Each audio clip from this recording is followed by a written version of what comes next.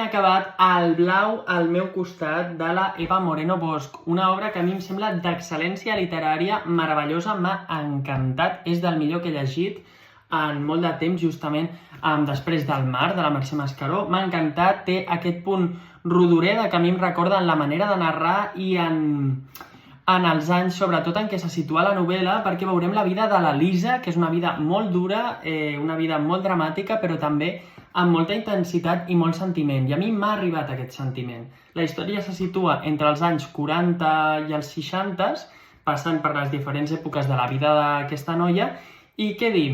Que és una història de com la Lisa busca la seva identitat, qui és, i com lluita per la llibertat, i aquí veurem quina posició tenien les dones durant el règim que hi havia a Espanya en aquell moment i quina era la manera que havien d'actuar, si eren pobres, si eren riques, quins protocols socials. Això m'ha semblat superinteressant.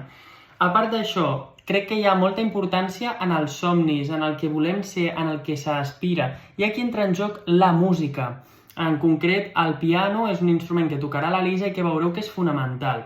I per cert, el blau al meu costat, amb aquesta portada que és un mar, ens podem imaginar que té a veure exacte amb el mar Mediterrani, que al final és com un element que està a la novel·la i que va sortint, és una constant, un taló de fons que té un sentit des de l'inici fins al final de la novel·la i crec que és fantàstic, un final meravellós, que jo havia pogut anar intuint en algun moment, però que ha continuat tenint elements sorprenents i que t'ho deixa tancat, però no absolutament al 100%, perquè així tu puguis tenir una miqueta de pensar què es fa. A mi m'encantaria veure això adaptat al cinema, us ho juro. M'ha encantat, és una novel·la excel·lent, us la recomano a totes i a tots. I només em queda dir gràcies a l'autora perquè em va contactar, em va proposar de llegir-la. Jo vaig llegir de què anava i ja em va seduir molt, però és que l'he llegit i ha superat les meves expectatives, o sigui, m'ha semblat increïble i és una altra obra que se'n va cap al top de les lectures de la meva vida.